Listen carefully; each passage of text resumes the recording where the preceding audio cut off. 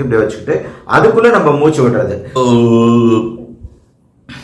Hello friends, எல்லாருக்கும் வணக்கம். நான் டாக்டர் கார்த்திகேயன். இன்னைக்கான வீடியோல விக்கல் குறித்து பார்க்க போறோம். விக்கல்ங்கிறது பெரிய பிரச்சனையா? கண்டிப்பா கிடையாது. எல்லாருக்கும் வரக்கூடிய ஒண்ணுதான். எப்ப விக்கல் பிரச்சனை ஆகுது? 48 மணி நேரத்துக்கு மேல விக்கல் இருந்தாலோ, இல்ல விக்கல்னால சாப்பிட முடியல, தூங்க முடியல, ஏன் மூச்சு கூட விட முடியல அப்படின்னாலும் தான் நம்ம வருத்தப்படணும். அதுக்காக நம்ம டாக்டரை பார்க்க வேண்டியிருக்கு. இந்த உலகத்திலே மிக நீளமான விக்கல் எவ்வளவு நேரம் இருந்துச்சு தெரியுங்களா? 60 வருஷம். ஒருத்தர் 60 வருஷம் தொடர்ந்து விக்கிக்கிட்டே இருந்திருக்காரு. பட் அதை பத்தி இன்னைக்கு நாம பார்க்க போறது இல்ல. ரொட்டீனா காமனா வரக்கூடிய விக்கல். சோ இதுக்கு எந்த ஒரு நோயும் காரணம் கிடையாது. இதுக்கான காரணம் வேற. சோ அதை எப்படி நிறுத்தலாம் அப்படிங்கறத இப்ப நம்ம பார்ப்போம். இப்போ நார்மலா நம்ம மூச்சு விடும்போது என்னங்க நடக்குது?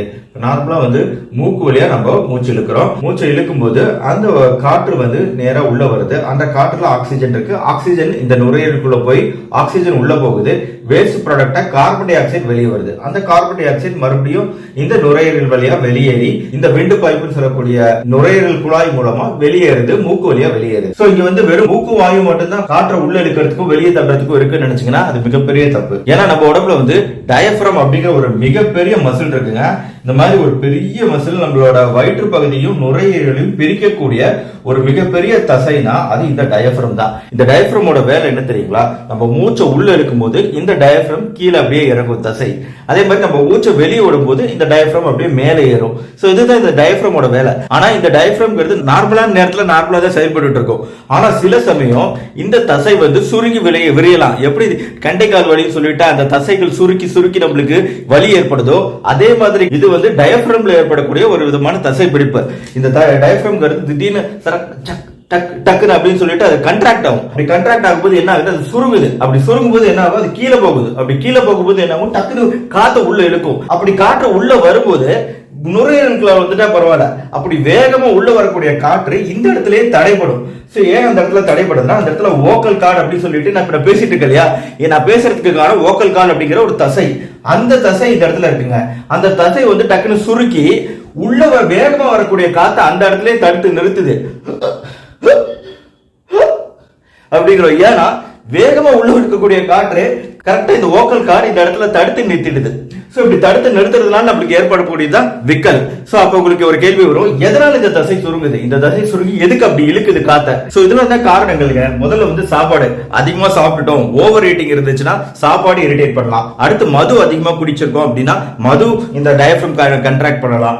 அடுத்து சோடா போன்ற குளிர்பானங்கள் நம்ம சாப்பிடுறோம்னா அதுல carbon di oxide, carbonated beverage சொல்லுவோம், அது நம்ம டயப்ரம் இரிட்டேட் பண்ணலாம். அப்புறம் மன அழுத்தம், எமோஷனல் ஸ்ட்ரெஸ் இருக்கு அப்படின்னாலும் அதனால கூட நம்மளுக்கு விக்கல் உண்டாகலாம். அப்புறம் தட்பவெப்பநிலை, நல்ல குளிர்ந்த ஏசில இருந்து ஒரு தியேட்டர்ல இருந்து நீங்க வெளியே வரீங்க, அப்போ வெளியில தட்பவெப்பநிலை அதிகமா இருக்கு, டெம்பரேச்சர் அதிகமா இருக்கு. குளிர்ந்த இடத்துல இருந்து அதிக வெப்பமான இடத்துக்கு திடீர்னு வரும்போது அது பாடியில உண்டாக்கக்கூடிய சேஞ்சினால இந்த டயப்ரம் தசைகள் இருக்கலாம். சூயிங்கம் மெல்லுவாங்க சில பேர்லாம், பபிள் கம் சூயிங்கம் அடிக்கடி சாப்பிடுறாங்கன்னு வைங்களேன். அவங்க அப்படி மென்னு சாப்பிட்டுட்டு இருக்கும்போது காத்தையும் சேர்த்து அதிகமா முழுங்கிடுவாங்க. சோ இதுக்கு பேர் ஏரோஃபேஜியா சொல்லிட்டு காத்தை சாப்பிடுறது. சோ அப்படி காத்தை அதிகமா உள்ள முழுங்கி சாப்பிடும் போது அதனாலேயும் விக்கல் ஏற்படும். அப்புறம் 7வது காரணம், அதிக சூடான உணவுகள், அதிக குளிர்ந்த உணவுகள் ரெண்டுமே நம்ம டயப்ரம் இறுக்கி பிடிச்சி ஸ்பாசம் உண்டாக்கலாம். கடைசியா காரம் அதிகம் எடுக்கிறதும் நம்ம டயப்ரம் தசைகளை இருக்கலாம், ஸ்பாசம் உண்டாக்கலாம். அதனால நம்மளுக்கு விக்கல் ஏற்படலாம். இப்ப விக்கல் வராம எப்படி தடுக்கலாம்? விக்கல் நிறுத்துறதுக்கு நம்ம யூஸ் பண்ற டெக்னிக், திடீர்னு சர்ப்ரைஸ் ஷாக் கொடுங்க, திடீர்னு அப்படி கத்தி எடுத்து காட்டுறது,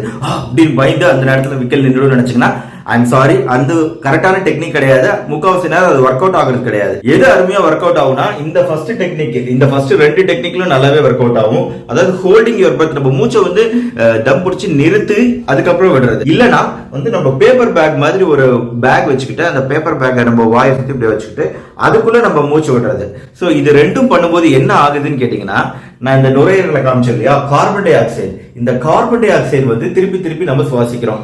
பொதுவா விக்கல் ஏற்படும் போது நம்ம ரத்தத்துல கார்பன் டை ஆக்சைடு அளவுகள் கம்மியாகலாங்கிறது தான் ஆராய்ச்சி. அதனால நம்ம கார்பன் டை ஆக்சைடு அளவுகளை அதிகப்படுத்தும் போது நம்மளுக்கு டக்குன்னு விக்கல் குறையறதுக்கான வாய்ப்புகள் ஏற்படுது.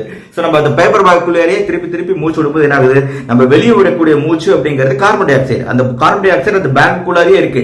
திருப்பி நம்ம சுவாசிக்கிறோம், உள்ள இருக்கும்போது திருப்பி கார்பன் டை ஆக்சைடு எடுக்கிறோம், திருப்பி வெளியே விடும்போது கார்பன் டை ஆக்சைடு அப்படின்னு அந்த கார்பன் டை ஆக்சைடு அளவுகள் அதிகமாகும். ஆனா ரொம்ப நேரம் இதை பண்ணக்கூடாதுங்க. ஒரு 5 நிமிஷம் நிமிஷம் பண்ணலாம் இல்ல 10 நிமிஷம் பண்ணலாம். அதுக்குள்ளே நம்மளுக்கு தலை சுத்தல் ஏற்படக்கூடிய வாய்ப்பு இருக்கு. ஏன்னா கார்பன் டை ஆக்சைடுங்கிறது நம்ம உடம்புல அதிகமா சேரும்போது அது நிறைய தலை சுத்தலும் வேற சைடு எஃபெக்டையும் உண்டாக்கிடும். ரொம்ப நேரம் பண்ணக்கூடாது. சோ இது ரெண்டு தான் ஃபர்ஸ்ட் பெஸ்ட் டெக்னிக் நம்மளுக்கு விக்கல நிறுத்துறதுல. இல்ல சார் இது கொஞ்சம் கஷ்டமா இருக்கு, டேஞ்சரா தெரியுது அப்படின்னு நீங்க நினைச்சீங்கன்னா சிம்பிளான டெக்னிக் வந்து சர்க்கரை ஒரு ஸ்பூன் கொடுத்து சாப்பிட சொல்றது. இந்த சர்க்கரையினால வந்து விக்கல் குறைக்க வாய்ப்பு இருக்கு. நாக்கு வெளியே தள்ளி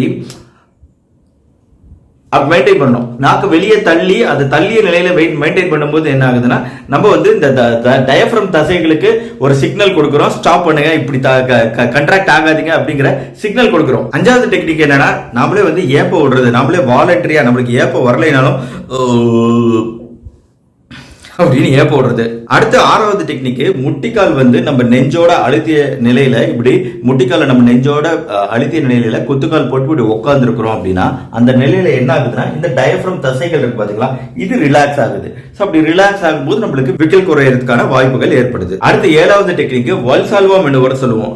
வல்சால்வா மெனுவர்னா இது வேற ஒண்ணும் இல்ல, மலை ஏறும்போது நம்மளுக்கு ஒரு தலை சுத்தல் வாந்தி ஏற்படுதல் இருக்கும், காது கோயிங்கன்னு அடைச்சுக்கும். சோ அந்த மாதிரி சமயத்திலும் இந்த டெக்னிக் யூஸ் பண்ணுவோம், வல்சால்வா மெனுவர். சோ இந்த டெக்னிக்ல என்ன பண்றோம்னா நம்ம வாய் மூடிக்கிறோம், நம்ம மூக்க மூடிக்கிறோம், நம்ம உள்ள இழுத்த காத்த வெளியே விடுறோம், வாயுவும் மூக்கையும் மூடிக்கிட்டு. அப்படி விடும்போது என்ன ஆகும், நம்ம காது பகுதியில் இருக்கக்கூடிய அந்த டிம்பானிக் மெம்பரின் காது ஜவ்வு, இப்படி இருக்கக்கூடிய காது ஜவ்வு டுவாயிங்னு அப்படி விரிவடைஞ்சு கொடுக்கும். இது விரிவடைஞ்சு கொடுக்கும்போது வேகஸ் நர்வ் அப்படின்னு ஒரு நரம்பு மண்டலம் இருக்கு. அந்த வேகஸ் நர்வ் தான் வந்து இந்த டயப்ரம்க்கு நரம்பு சப்ளை. அந்த வேகஸ் நர்வ் ரிலாக்ஸ் ஆகுது. ரிலாக்ஸ் ஆகும்போது நம்மளுக்கு விக்கல் குறையறதுக்கான வாய்ப்பு ஏற்படுது. சோ அந்த வல்சால்வா டெக்னிக் எப்படின்னா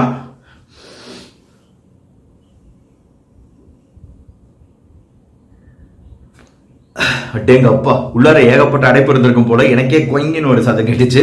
சோ இந்த டெக்னிக் யூஸ் பண்ணியும் நீங்க விக்கல நிறுத்தலாம். அடுத்து கடைசி டெக்னிக் எல்லா இதுவுமே வேண்டாம்னு நினைச்சீங்கன்னா சிம்பிளா ரிலாக்ஸா மெதுவா ஆழமா மூச்செழுத்து மெதுவா மூச்சை வெளியே விடுறது அப்படிங்கிற ரொம்ப சிம்பிளான ஒரு டெக்னிக் பண்ணுங்க போதும். ரொம்ப பெருசா வேற எதுவும் பண்ண வேண்டியதில்லை. சோ இதுதான் 8 டெக்னிக்ஸ் நம்ம விக்கலை நிறுத்துறதுக்கு. இது வரைக்கும் நான் சொன்ன டெக்னிக்லாம் நார்மலா வரக்கூடிய விக்கலுக்கு. ஒருவேளை 48 மணி நேரத்துக்கு மேல வரக்கூடிய நம்ம டே டு டே லைஃபை பாதிக்கக்கூடிய விக்கல்னா அதுக்கு டாக்டர்ஸ் போகும்போது சிம்பிளான ஒரு டெக்னிக் ஃபாலோ பண்ணுவாங்க டாக்டர்ஸ். அது வந்து கரோட்டிட் சைனஸ் மசாஜ் அப்படின்னு சொல்லிட்டு நம்ம கழுத்துல கொடுக்குற ஒரு மசாஜ். அது கரெக்டா அந்த கரோட்டிட் சைனஸ் ஐடென்டிஃபை பண்ணி கொடுக்கணும். சோ இது எப்படி பண்ணுங்கிறத நம்ம பிபி எப்படி குறைக்கலாம் அப்படின்னு சில உடற்பயிற்சிகள் சொல்லியிருக்கேன். அந்த வீடியோ நான் சொல்லியிருக்கேன், அதை எப்படி செய்யணும்னு செஞ்சே காமிச்சிருக்கிறேன். கரோட்டிட் சைனஸ் மசாஜ் அதை வேணா செஞ்சு பார்க்கலாம். அதெல்லாம் வந்து ரொம்ப அதிகமா 48 மணி நேரத்துக்கு மேல விக்கல் இருக்கு அப்படின்னா அப்ப நம்ம பண்ண வேண்டிய டெக்னிக்ஸ். அதுக்கு மேல ரொம்ப நாள் விக்கல் தொடர்ந்து இருக்கு அப்படிங்கும்போது அது வந்து சர்ஜரினால ஏற்படலாம், மயக்க மருந்து கொடுக்கறதுனால ஏற்படலாம், பல்வேறு மருந்துகளால ஏற்படலாம். நிறைய காரணங்கள் இருக்கு நாட்பட்ட விக்கலுக்கு. அதுக்கு ட்ரீட்மெண்டே வேற. அது வந்து பாடியில வேற சில பிரச்சனைகள் இருந்தா வரக்கூடியது. அதை பத்தி நம்ம இன்னைக்கு பார்க்கல. தேவைன்னா அது வேற ஒரு வீடியோல சொல்றேன். மற்றபடி இந்த வீடியோ உங்களுக்கு பிடிச்சிருந்துச்சுன்னா உங்க ஃப்ரெண்ட்ஸ் அண்ட் ரிலேட்டிவ் ஷேர் பண்ணுங்க. இந்த வீடியோ பிடிச்சிருந்துச்சுன்னா லைக் பண்ணுங்க. நம்ம சேனல் டாக்டர் கார்கே மறக்காம சப்ஸ்கிரைப் பண்ணுங்க. மறுபடியும் அடுத்த வீடியோவில் மீட் பண்ணுவோம். நன்றி, வணக்கம்.